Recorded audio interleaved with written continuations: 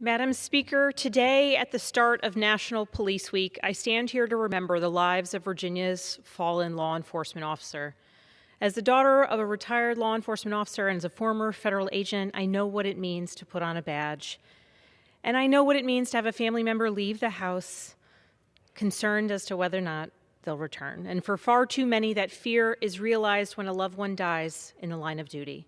This week, all across the Commonwealth, Virginians will reflect on the sacrifice of the men and women who serve our neighbors and keep our communities safe.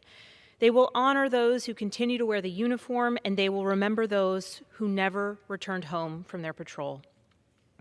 For Virginia's spouses, siblings, parents, and children who have lost a loved one in the line of duty, this week is particularly difficult. And today on the House floor, I am honored to remember the officers who have fallen in 2021 and so far this year in 2022. Sergeant Frederick Henry Butch Cameron Jr. of Fairfax County Sheriff's Office. Police Officer Dominic Jared Wynham of Stanley Police Department. Sergeant Jose Rivera of Suffolk Police Department.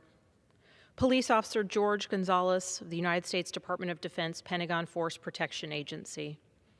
Police Officer Bonnie Nicole Jones, the Danville Police Department. Corporal Charles Wayne Catron, Carroll County Sheriff's Office.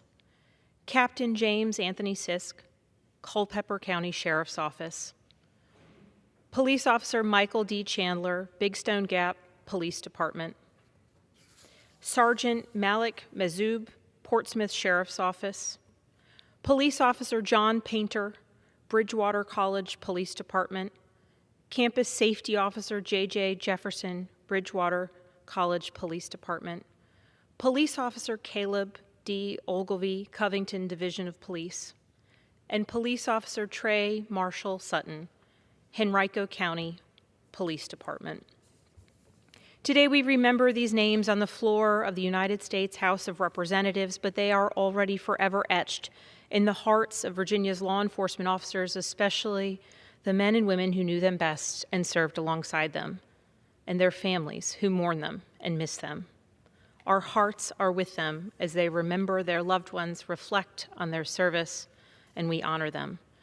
On behalf of a grateful Commonwealth and a grateful country, I stand here to thank them for their heroism, the sacrifice, and their service. My hearts are with their family as we honor these fallen officers today and every day. Madam Speaker, I yield back. The gentlewoman yields.